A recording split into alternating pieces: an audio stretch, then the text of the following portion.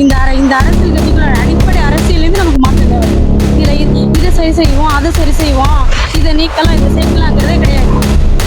இலவச மருத்துவம் கிடையாது. ரெண்டாவது வந்து பெண்களுக்கான பிரச்சனைங்கிறது இப்போ எக்கச்சக்கமாக இருக்குது. அந்த பிரச்சனைக்கு வந்து ஒரு இடத்துல கூட பாருங்க, 2 வயசு ஸ்கூல் பிள்ளை 2 வயசு பிள்ளைய கூட நம்ம ஸ்கூலுக்கு நம்பி நம்ம அனுப்ப முடியல. அப்படி பிரச்சனை இருக்குது. ரெண்டாவது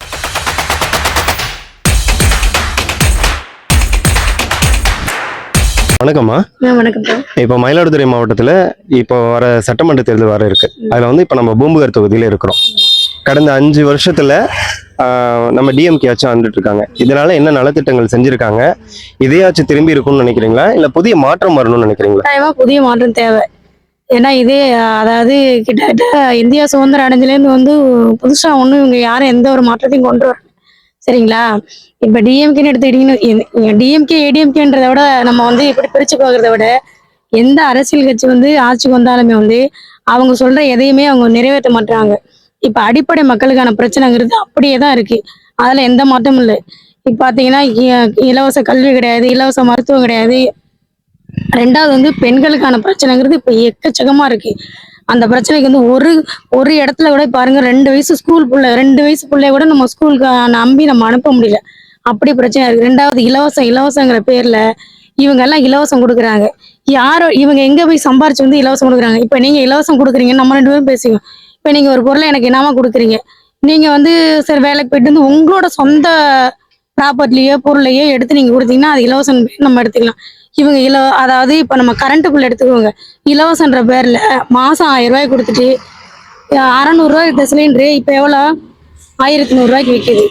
இந்த 1000 ரூபாய் ஊக்கத்தொகை கொடுக்கறதுக்கு முன்னாடி வந்து வித்த 1 லிட்டர் சமையல் எண்ணெய் எவ்வளவு, சன்ஃபிளவர் ஆயில் எவ்வளவு. உங்க வீட்லயும் சமைப்பாங்க கண்டிப்பா, பெண்கள் இல்லாம இருக்க மாட்டீங்க, நீங்க சாப்பிடாம இருக்க மாட்டீங்க. அப்போ வந்து 1 லிட்டர் ஆயிலோட விலை எவ்வளவு, இன்னைக்கு ஆயிலோட விலை எவ்வளவு. இந்த 5000 ரூபாய் இப்ப 4 மாசம் சேர்த்து போட்டாங்க பாருங்க. அதுக்கப்புறம் ஆயிலோட விலை எவ்வளவு, 38 ரூபாய் இருக்கு ஒரு நாள்ல 1 லிட்டர் ஆயிலோட விலை. இன்னைக்கு வந்து அரசு சம்பளம் வாங்குறவங்கள பத்தி விடுங்க, அவங்க எப்படியாவது பண்ணிடுவாங்க. இப்போ சாதாரண தினக்கூலி வந்து ஒரு பெண்ணுக்கு வந்து 250 ரூபா அதிகபட்சம் வயல்ல வேலை பார்த்தோம்னா சம்பளம். 1 லிட்டர் எண்ணெய் வாங்கிட்டா 168 ரூபா 1 லிட்டர் எண்ணெய். இன்னைக்கு நான் அரிசி பருப்பு வெங்காயம் எல்லாமே வாங்கி சாப்பிடணும். அப்படி வந்து ஒரு கணவர் இல்லாத ஒரு அம்மா வச்சுக்கோங்க, அவங்க வந்து எல்லாமே வாங்கி சாப்பிடணும். அவங்க வீட்டுல எதுவுமே இல்லை. இன்னைக்கு 250 ரூபா சம்பளம் வாங்கிட்டு போனாதான் 2 குழந்தைங்க, அந்த அம்மா 2 பேரும் தான். அந்த சம்பளத்தை வச்சுதான் எல்லாமே வாங்கினா, அப்போ 1 லிட்டர் எண்ணெய் வந்து 168 ரூபாய்க்கு வாங்கிட்டாங்கன்னா அரிசி எப்படி வாங்குவாங்க, பருப்பு எப்படி வாங்குவாங்க, மசாலா எப்படி வாங்குவாங்க, காய்கறி எப்படி வாங்குவாங்க? அப்போ ஒரு சாமானிய மக்கள் இங்க வாழ முடியுதா? வாழ்றதுக்கான சாத்தியக்குரிய ஏதாவது இருக்கா? இப்போ கண்டிப்பா மாற்றம் தேவையில்லையா? 1000 ரூபாய் கொடுத்துட்டாங்க. ரெண்டாவது வந்து டாக்ஸி. நம்ம பாத்தீங்கன்னா இப்ப நம்ம நிக்கிறது வரைக்கும் நம்ம டாக்ஸி கிட்ட தான் நம்ம 3 பேர் நிக்கிறோம்ல, இதுக்கு டாக்ஸி தான் கட்டிக்கிட்டு இருக்கோம். இந்த மைக்குக்கு டாக்ஸி கட்டுறோம், அந்த செல்லுக்கு டாக்ஸி, தம்பி கையில வச்சிருக்க சாவி கொத்துக்கு டாக்ஸி. நம்ம அன்றாட சாமானிய மக்கள் வந்து ஒரு நாளைக்கு வந்து மறைமுக வரி எவ்வளவு கட்டுறோம், நேரடி வரி எவ்வளவு கட்டுறோம்னு தெரிஞ்சா ஒவ்வொரு சாமானிய மனுஷன் சிந்திக்க ஆரம்பிச்சா இந்த அரசியல் இப்ப இருக்கிற இந்த அரசியல் அதிகாரமே இருக்காது. நம்ம இது தகர்த்து எறிஞ்சிட்டு புதியதொரு அரசியல் உதயத்தை நம்ம கொண்டு வரலாம். சைனால ரஷ்யால வந்த மாதிரி புரட்சி கட்டாயமா இங்க வெடிக்கும். சரிங்களா? நம்ம எல்லாம் குழந்தைங்களா இருக்கும்போது நம்ம வீட்டு 50 ரூபா இருந்தாலே போதும், ஒரு குடும்பத்தை ரன் பண்ணிடலாம். இப்ப 500 ரூபாய் எடுத்துட்டு போனாலே வீட்டுக்கு ஜாமான் வாங்கிட்டு நம்ம வந்து ஒரு கேரி. அப்ப வந்து 50 ரூபாய்க்கு வந்து நம்ம, உங்களுக்கு தெரியாம இருக்காது சின்ன பிள்ளைல, நம்ம தாத்தால வந்து சாக்குல ஜாமான் வாங்கி தலையில தூக்கிட்டு வருவாங்க. இப்ப 50 பைசா கேரி பையில 500 ரூபா வந்து அடங்கி போயிடுது. அப்ப மாற்றம் தேவையா தேவையில்லையா? கட்டாயமா மாற்றம் தேவை. இந்த அரசியல் அமைப்பு இந்த அரசியல் கட்சிகளோட அடிப்படை அரசியலேருந்து நமக்கு மாற்றம் தேவை. இதை சரி செய்வோம், அதை சரி செய்வோம், இதை நீக்கலாம், இதை சேர்க்கலாங்கிறதே கிடையாது. எந்த ஒரு அரசியல்வாதியா இருந்தாலும் சரி, எவன் வந்து இலவசம் கொடுக்காம வரானா அவனை நம்ம ஏத்துக்குவோம். சரிங்களா? இலவசன்றதே நாட்டுல கொடுக்க கூடாது, சோம்பேறி ஆக்குற வேலை. இவன் 1000 ரூபாய் ஊக்கத்தொகை கொடுக்குறான், பொண்டாட்டிட்ட கொடுத்துறான். புருஷங்க அதை எடுத்துட்டு போயிட்டு 4 அடி அடிச்சுட்டு போய் ஒயின் ஷாப்ல கொடுத்துட்றாங்க. இப்ப என்னத்தை இலவசம் கொடுக்குறான்?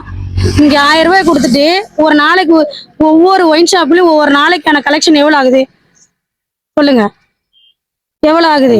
அப்ப ஒரு சாமானிய மக்கள் வந்து அரசு அதிகாரமும் அரசு எந்திரமும் எப்படி சுரண்டுறதுங்க நம்ம எல்லாருமே வந்து அடிப்படையில் வந்து கட்டாயம் நம்ம யோசிச்சாகணும்.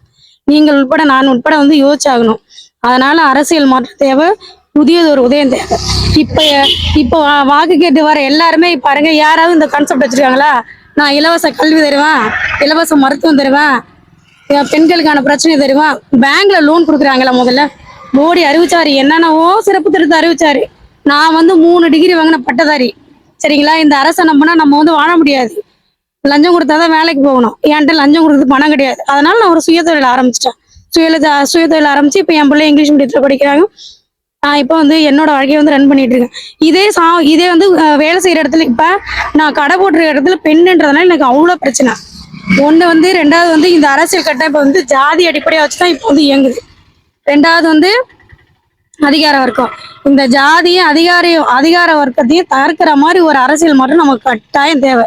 தமிழ்நாட்டுக்கு மட்டும் இல்ல, மயிலாடுதுறை சட்டமன்ற தொகுதிக்கு மட்டும் இல்ல, இந்தியா முழுவதும் இது தேவை. சரிங்களா? இதுல ரொம்ப பாதிக்கப்படுறது தலித் மக்கள் தான் ரொம்ப பாதிக்கப்படுறாங்க. அவங்களோட, அதாவது நம்ம வந்து இப்ப ஒரு மலக்கழிவு கிடக்கு. அந்த கழிவை நம்ம அள்ளாம, கழிவு அள்ளுறதை காட்டிலும் அந்த இடத்துல மலம் கழிக்க கூடாதுன்னு சொல்றதுதான் பெஸ்ட். மலம் கழிக்க வரவனை அப்புறப்படுத்தினா அங்க மலம் நாத்தடிக்காது. மலத்தை நீங்க போட்டுட்டு நான் சென்ட் அடிப்பேன், ஃபாரின் சென்ட் அடிப்பேன், உள்நாட்டு சென்ட் அடிப்பேன், சோப்பை கரைச்சி ஊத்துவோன்னா அது எப்படி நியாயமாகும்? அந்த அந்த காத்து அந்த இடத்துல இருக்கிற வரைக்கும் அந்த வாடை அதிகம் மேக்சிமம் வந்து இல்லாம இருக்கும். அதுக்கப்புறம் அந்த நாத்தம் அதிகரிக்கும். அது மாதிரி அடிப்படையிலே நம்ம வந்து இந்த அடிப்படை பிரச்சனைக்கான காரணங்களை கண்டறிஞ்சு அவங்கள களை எடுத்து நம்ம அறுத்து எடுத்துட்டோம்னா ஆட்டோமேட்டிக்கா எல்லா மக்களும் வந்து நமக்கு சம உரிமை கிடைச்சு நல்லா வாழலாம். இதுதான் என்னோட கருத்து. இது என்னோட கருத்து இல்ல, ஒட்டுமொத்த இந்திய மக்களோட கருத்துன்னு வச்சுக்கோங்க.